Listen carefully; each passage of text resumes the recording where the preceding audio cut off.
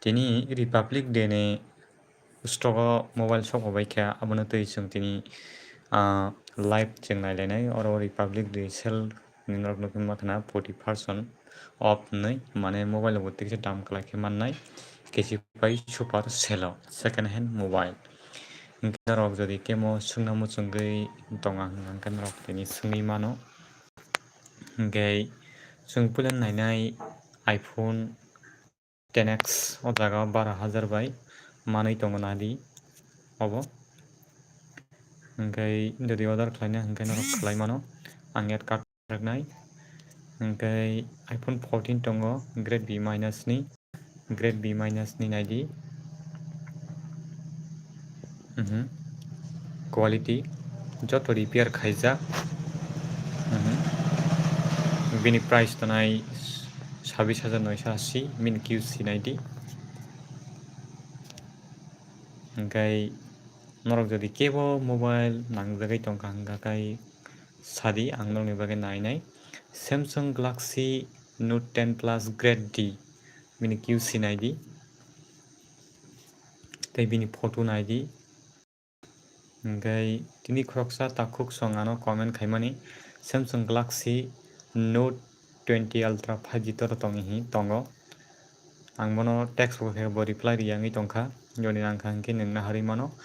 mo good condition warranty 6 month obo nini bagui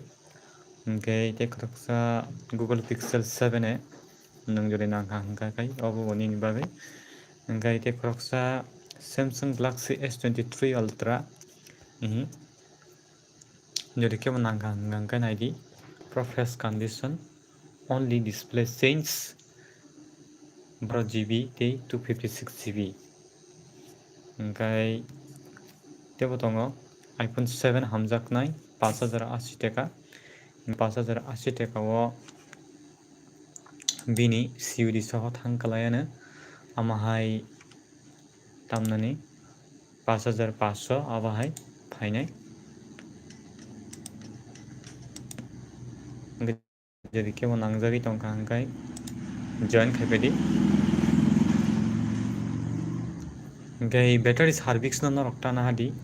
battery service gwnang na haka hingkai mane 70 69 amahai rok phaio hingke aboni bagui norok nang recommend khainai norok battery service no tana hadi boto hai service hingke komo hai service gwnang no tana hadi hingkai battery service jak phaiga hingkai nini battery health komijak nung mannai aboni bagui battery health naina hana nango hingke bobo hai condition nahanai ang norokno tini sanai norok nai tongni phulang paithak jora hingke oro kwbangma model tongo hingke device rok 15 tongo good condition oborokno harui mano oboni battery health hingkha nung 100% rok manui mano hingke aboni bagui norok kebo jodi nangkha hingkai comment box o thangi comment khai sadi comment rokni bagui like khulukjak tongo tei tongo iPhone 14 Pro Max nugui mankha na o jaga bini condition naidi o jaga iko hingke naidi nugui mankha norok naidi iko hingke o jaga hingke tam condition battery change no norok nahakai chao tangi hingke battery health norok 100% mannai hingke display hingkhakai display bo change o device bini dam 38,170 taka battery bo change khlaijaka tei display bo change khlaijaka hingke nung jodi obo amount jodi original paina thaka hingkai nung musuk rang bai kundi no nung maya abo kaisa abono hino second hand hingkai mane onek dam kolom khai mano abono hino second hand tei kaisa tongo Samsung Galaxy A36 C- ni naidi o jaga o norok glass panel kisa damage wngkha nugui mankha na o jaga hingke back glass ni kisa damage haifano nung o device no naharui mano amahai hingke iko iPhone 15 grade बिनि अब नोंनो हारि मानो पूरा fresh condition के बिनी battery health Basak manai 85 থেকে 100% battery health नों manai second hand 36,000 बाय अब नोंनो हारि मानो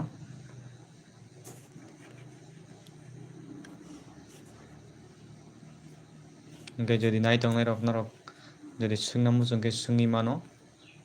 थेवबो दङ आइफन 15 प्लस दङ ग्रेड C प्लस नि मो ग्लास पेनेल डैमेज माननाय आरो सैजानो दङ नरक सोंनि मानो हि बेक ग्लास नों मा बालदबनाय ते जत अल अके दंनाय बैटरी चेंज खालायजाका बक्स मानाय अब नों चार्जार बाय केबल सिं नों मा बायनाय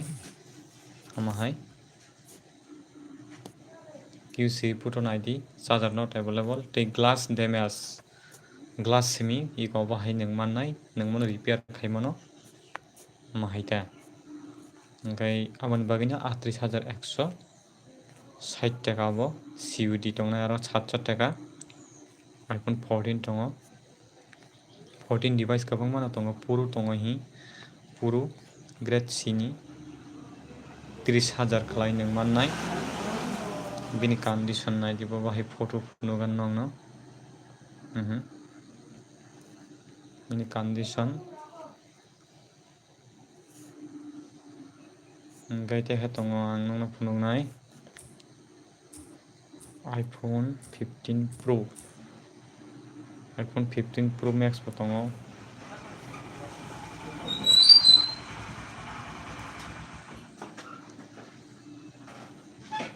गेनांनाय कमेन्ट खायदि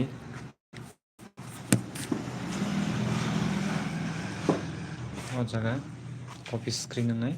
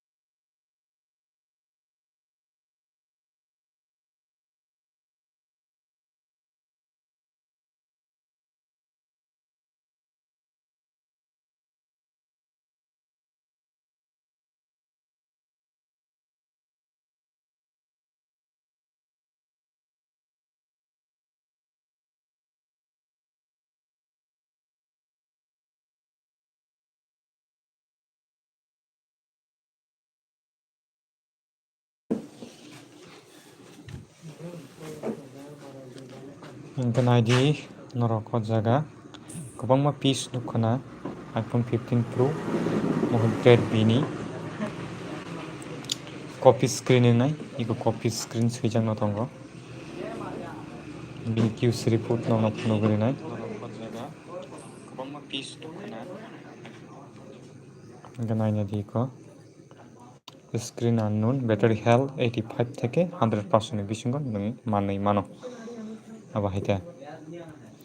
नों पुरु मॉडल वैसा नहानाय मानो ग्रेड बी रंनि कुनु मान नाकरै तेहेतन ग्रेड बी प्लस आइफन 15 प्रो मैक्स ओमफ्राय जारा एंड्रइड हामजाकनाय रंनो आं नुनाय रंदि ताबु रियलमी ताम मॉडल दं नंनो फुनगोन रियेलमि 5G 5Gनि बिथिङाव नायदि रियेलमि 8A स्टक दङ Realme 8 nog नायनारगदि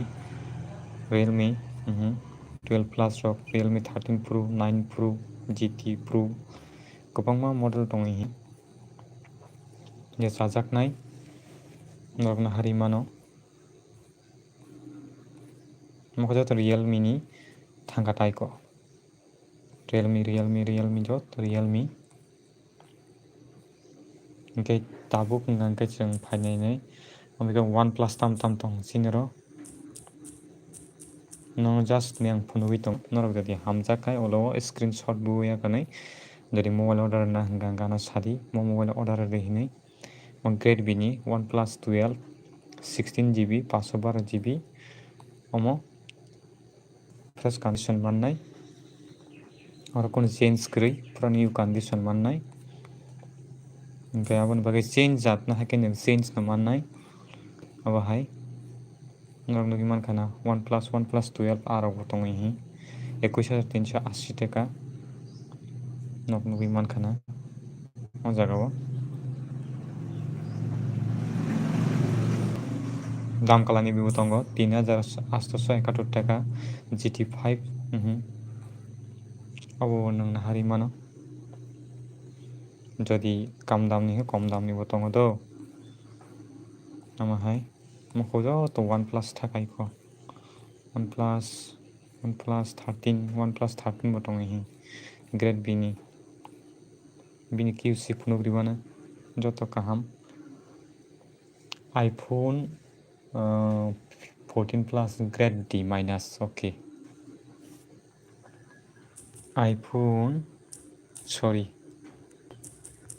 iPhone 14 Plus grade D minus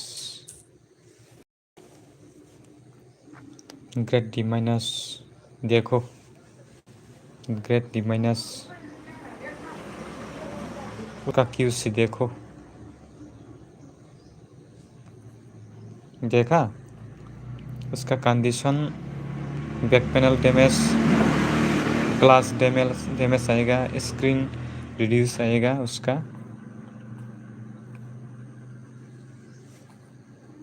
और यहाँ मैं बल्क में जाके भी मैं आपको दिखाऊंगा iPhone 14 plus grade D minus का देखो उसका कंडीशन क्या है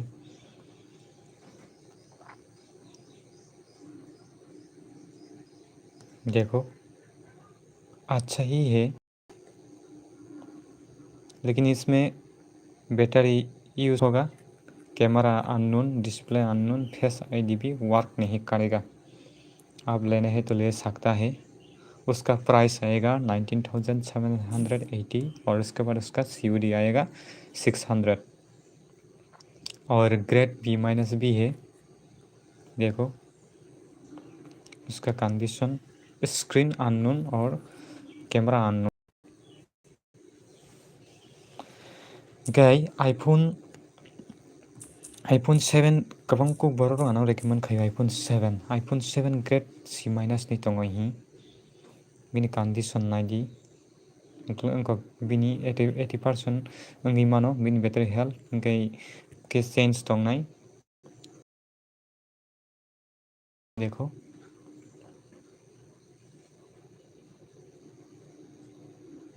बिनि कंडीशन गावा हाय फायनाय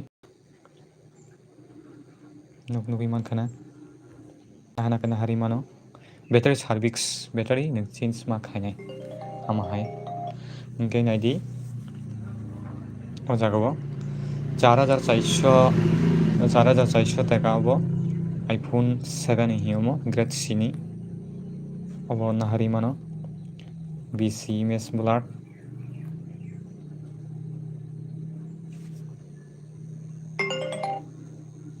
ओंखाय नायदि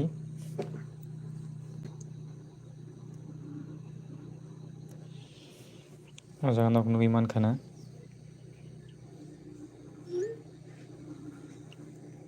बिनि लुक नायदि 7 प्लस बो दङ 5570 kisa kotor nai mobile bini image naidi iko bahayang nai better service no tana hadi ang sawo service sama kangkai nini go phainai problem phainai hingkai bakasungo iPhone 11 busuk 11 naidi norok 14,000 taka jat nangna hari mano 256 GB kuno change krai obo nangna hari mano condition naidi pheba battery service sungkha battery unknown mona hari mano 100% mannai tegai tongo 15,950 grade B ni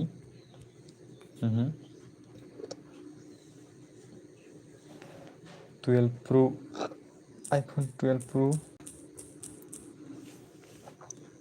naija jagao देखो 12 Pro देखो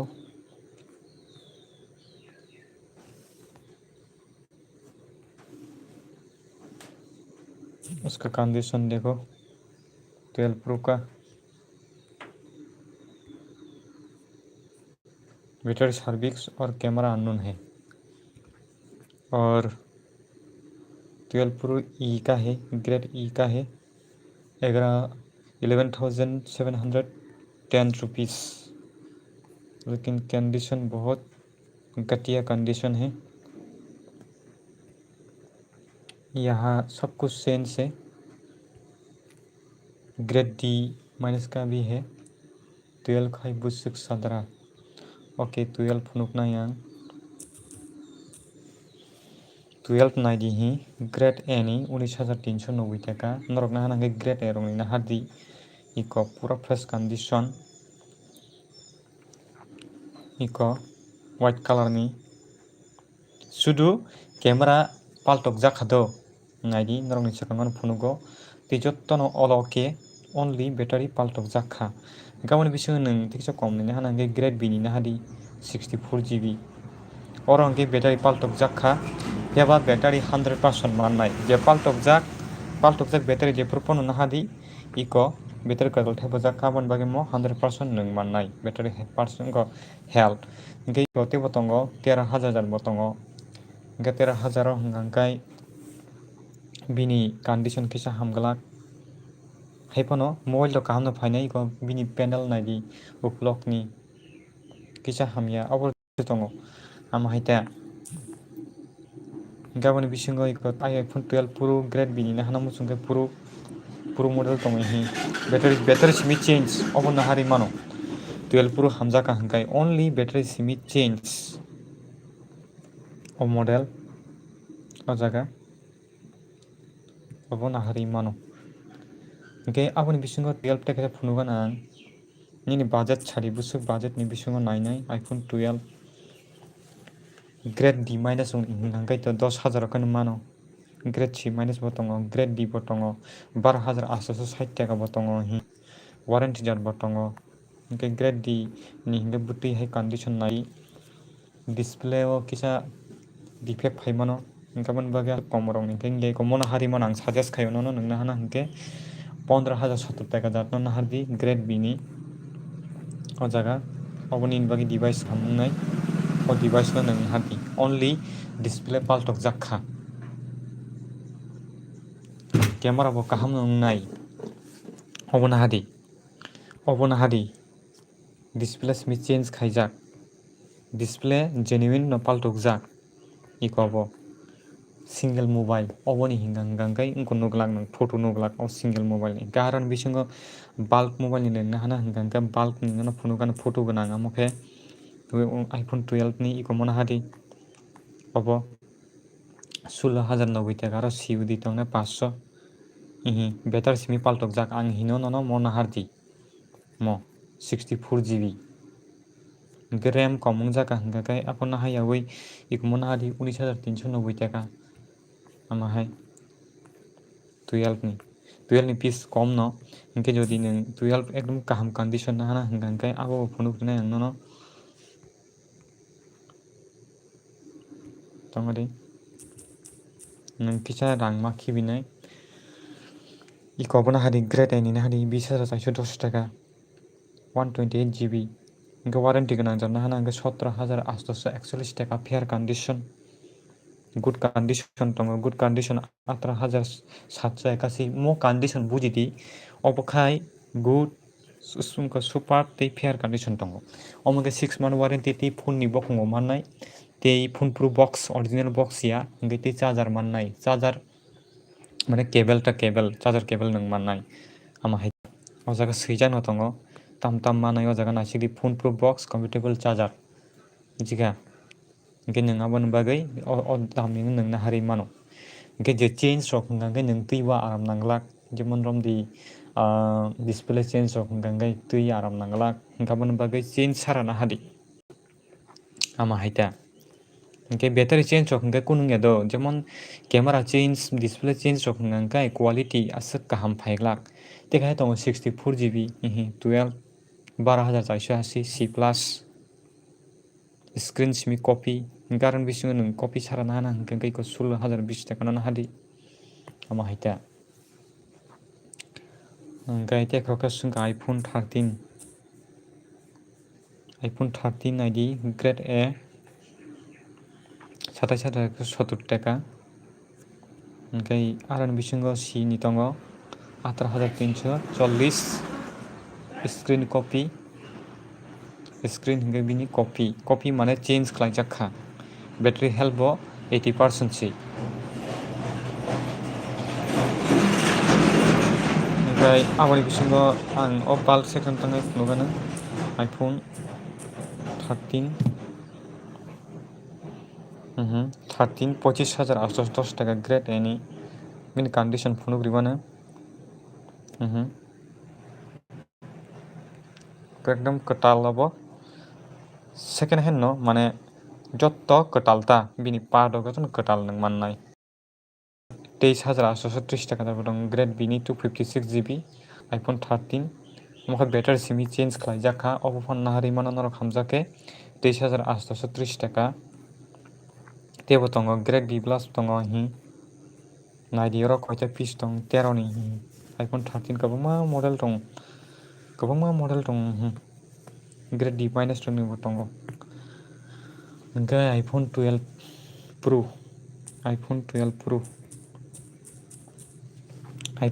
pro आं नन बागै नायनाय 20,540 टाकानि नायदि ओ जागाव camera change ते battery service अबना हाना बागै आं रिकमेंड खायग्ला कोनो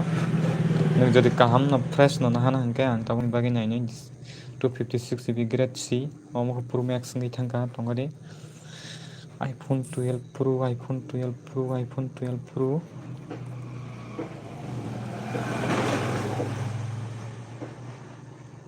ग्रेड बी माइनस कायचा तंगले तंगो 24,000 टाका जातनि नुखां दंगदि औरया सिंगल मोबाइल हंगा फोटो करिदो किउसी बाइसे आरनि नरक मोबाइल कंडीशन सायमाननाय जेमन ओ जागा आईफोन 12 प्रो नायदि ओ जागा 23,059 टाका सीयूडी आरो 600 टाका बा 700 टाका फैन निनी आमाहाय इंकाय अबना हारमानो 12 प्रो इंकाय तेखा तंग हि 12 प्रो एकदम गुड कंडीशन हाना हंगाय ग्रेड बी नि हादि 6 GB to 256 GB अब फियाबा मो आउट अफ स्टक नगै थांका अब तिना हारमालिया तेखा तंग 27,450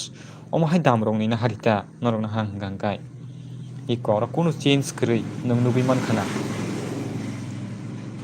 मिजिगदा निनि आं काहामके नुकजागिया तंखा हिंसो इको नायदि मो 27,450 टाका ग्रेड बी जदि नरक मोबाइल नायनानै अर्डर खालायना हिंगेंके आं बै गोरोंदि हिंगेंके नरक WhatsApp ते नुनाय तांनि हिंगे आंनि आंगो नेट सुलुङै तंखा नरक जदि जेताबो कमेन्ट खायना रक जदि नरक मोबाइल नांसुगु हिंगांगांखाय नरक WhatsApp आं बै गोरोंदि 7628035892 नरक नों जे डिभाइसनो आंगाबो फुंना बागै चाइटकनाय नों तमुं जाजा काहिंगांखाय order खालायदि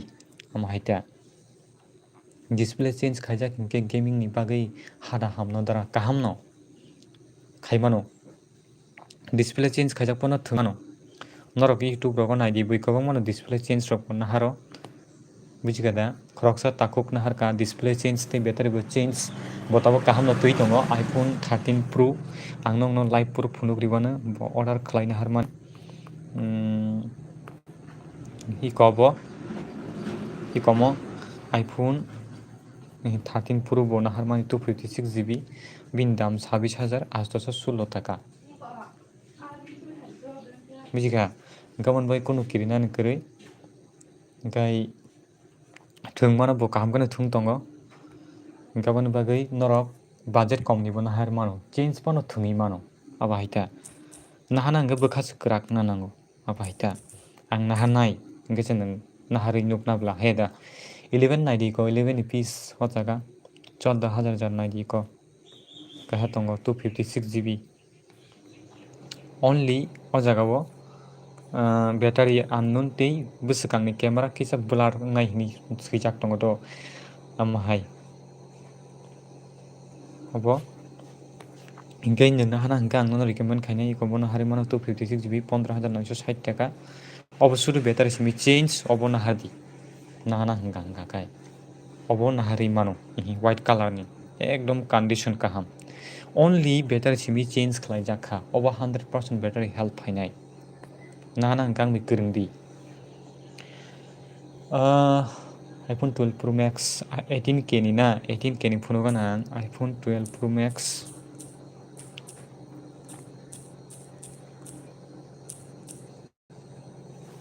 iphone 12 pro max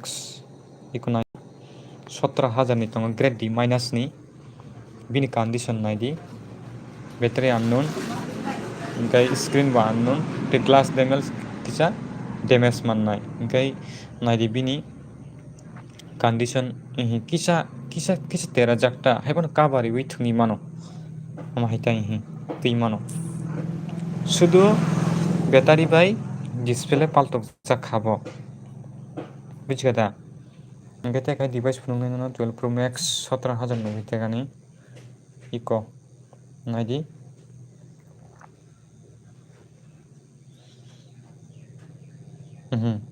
mane back panel hamya 21,390 taka jat tongo 12 pro max grade C ni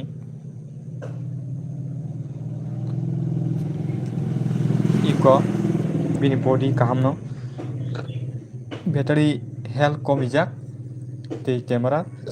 change khlaijak 21,390 taka teha tongo 23,140 taka 12 pro max 256GB condition 19,000 jan tongo grade C minus ni mane nung je sano a device no nangno phunugui tongo nung jodi nangkha hingke nahari mano o haita grade C plus bo tongo sudu iko kisa terajakta tolao haibona nung mono nahari use khaimano nangkha kai nung olo paltok pon mano ta hingkai grade B ni phunuk ribano grade B o hingkai only battery simi change hingkai nung tomung 12 pro na hana hingkai obona hardi nini COD soho sara 25,000 thangui kalayan 256GB abobo 12 pro max bini condition phunuk ribano battery simi change iko obo hai color phainai deep color obo nahari mano hingke norok jodi nang hingkai norok phaidi whatsapp o kwrwngdi ama haita hingkai amsukno norok no ang sariko teisa live phai tongo gamoni bisingo norok jodi order khlaina muchungui tongo hingkai norok whatsapp bai kwrwngdi 7628035892